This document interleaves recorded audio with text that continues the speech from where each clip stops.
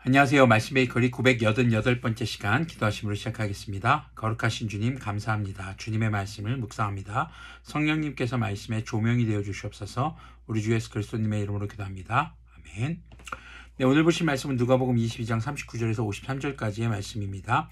예수님께서 나아가시어 늘 하시던 대로 올리브산으로 가시니 제자들도 그를 따라갔다. 그곳에 이르러서 예수님께서 제자들에게 말씀하시기를 시험에 빠지지 않도록 기도하여라 하신 뒤에 그들과 헤어져서 돌을 던져서 닿을 만한 거리에 가서 무릎을 꿇고 이렇게 기도하셨다. 자, 예수님께서 십자가에 못 박히시기 전, 바로 체포되기 전 기도하러 가십니다. 그런데 우리가 눈여겨볼 것은 늘 하시던 대로 올리브산으로 가셨다고 합니다. 개역개정에서는 감람산이라고 하죠. 감람이 올리브입니다. 자, 지금 예수님께서는 늘 하시던 대로 기도하러 가셨다는 것입니다. 예수님께서는 어려운 일이 닥칠 때만 기도하는 것이 아니라 늘 생활 속에서 기도하셨던 모습을 잃지 않으셨던 것이죠. 그리고 제자들에게 강조하셨던 이 말씀을 우리가 좀 눈여겨볼 필요가 있습니다. 시험에 빠지지 않도록 기도하여라. 자, 시험에 빠진다는 것은 무엇일까요? 바로 인간은 죄성을 가지고 있습니다. 그 죄성으로 인한 유혹, 죄에 대한 유혹에 빠지지 않도록 기도하라라는 것입니다. 그렇다면 제자들은 지금 유혹에 빠진 상태일까요? 아닙니다. 앞으로 다가올 예수님께서 이제 붙잡히실 때 그들이 겪게 될 상실감과 그리고 그들의 죄성에 의해서 어쩔 수 없이 끌리는 그 죄의 유혹으로부터 이길 수 있도록 기도하라는 것입니다. 자, 그러면 예수님께서는 어떻게 기도하셨을까요? 아버지, 만일 아버지의 뜻이면 내게서 이 잔을 거두어 주십시오. 그러나 내 뜻대로 되게 하지 마시고 아버지의 뜻대로 되게 하여 주십시오. 자, 주님께서는 십자가에 달리신 것이 싫었습니다. 아니, 왜요? 예수님이잖아요. 그러면서 이것을 주님의 뜻이면은 이 잔을 좀 내게서 거두어 주십시오. 내가 이렇게 고통당하는 것을 원치 않습니다. 라고 하십니다. 예수님은 메시아고 전능하신 분이신데 왜 이렇게 어찌 보면 나약한 기도를 하시는 것일까요? 우리가 생각해 볼 것은요, 예수님은 육체를 가지고 이 땅에 오셨다는 것입니다. 모든 육체를 가진 사람의 한계가 있습니다. 육체는 영양을 공급하지 않으면, 음식을 먹지 않으면 배고픕니다. 잠을 자지 않으면 졸립습니다. 그리고 여러 가지 육체적인 쾌락에 대한 유혹들이 존재할 수 있고 우리의 심적인 것들 역시 유혹에 빠질 수 있습니다. 예수님께서는 지금 이 십자가 앞에서 두려움을 느끼시는 것이 육체를 가지고 있기 때문에 당연한 것입니다. 그러나 시험에 빠지지 않도록 예수님께서는 잡히시기 전에 먼저 기도하시는 모습을 우리는 볼 수 있는 것이죠. 그때 천사가 하늘로부터 그에게 나타나서 힘을 북돋워 드렸다. 예수님께서 고뇌에 차서 더욱 간절히 기도하시니 땀이 핏방울같이 되어서 땅에 떨어졌다.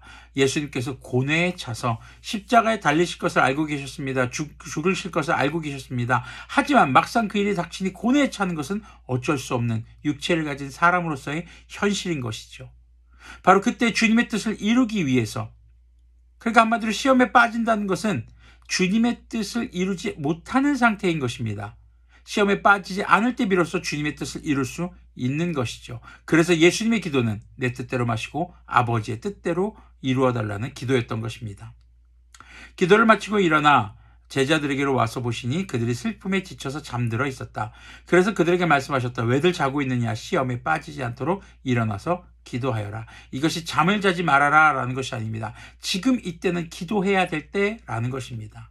이번 한 주간 우리는 고난주간을 보내고 있습니다. 이 고난주간에 특별히 여러분들에게 권면드리고 싶은 것은 여러분들이 무엇인가 빠져있는 것이 있다면 그것을 잠시 멈추는 그런 금식을 한번 해보는 것을 추천드립니다. 그러면서 주님의 뜻을 분별할 줄 아는, 물론 금식한다고 해서 주님의 뜻을 무조건 다 분별할 수 있느냐? 그건 아닙니다. 하지만 내가 죄의 유혹에 빠질 수 있을 만한 것들을 멈추고 주님의 말씀을 묵상하고 주님의 고난을 묵상하는 것에서 좀 더 힘써보면 어떨까 하는 것이죠. 47절 계속 보면요, 예수님께서 아직 말씀하고 계실 때 한 무리가 나타났다. 12 가운데 하나인 유다라는 사람이 그들의 앞장을 서서 왔다. 가룟 사람 유다, 예수님의 제자였던 유다가 이제 무리를 끌고 나타납니다. 그는 예수님께 입을 맞추려고 다가왔다. 예수님께서 그에게 말씀하셨다. 유다야, 너는 입맞춤으로 인자를 넘겨주려고 하느냐? 예수님의 둘레에 있는 사람들이 사태를 보고 말하였다. 주님, 우리가 칼을 쓸까요? 그 가운데 한 사람이 대제사장의 종의 오른쪽 귀를 쳐서 떨어뜨렸다.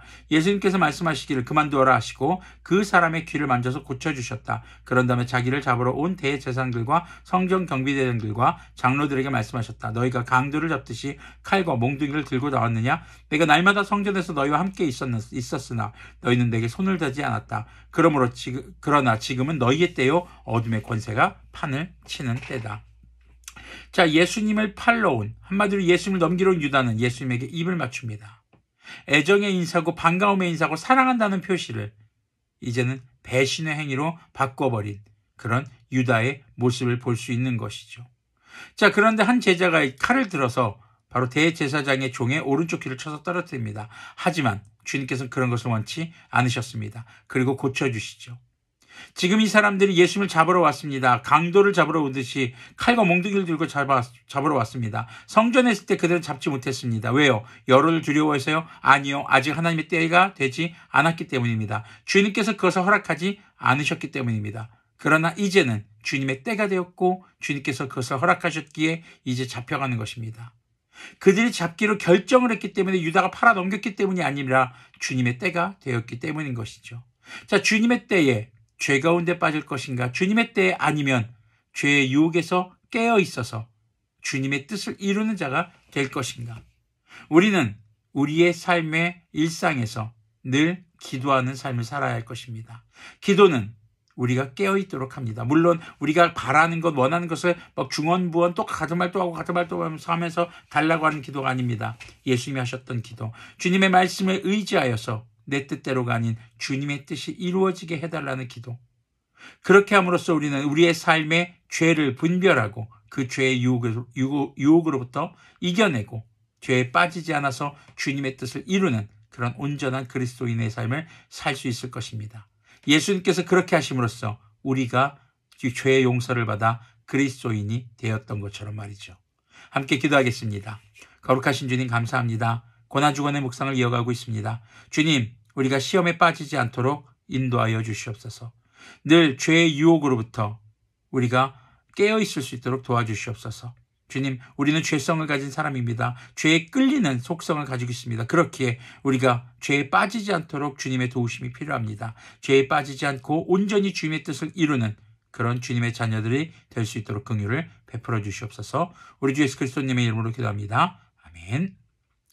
네, 우리 주 예수님께서 기도하셨던 것처럼 죄에 빠지지 않고 우리가 주님의 뜻을 온전히 이룰 수 있는 그런 그리스도인들이 되기를 소망합니다.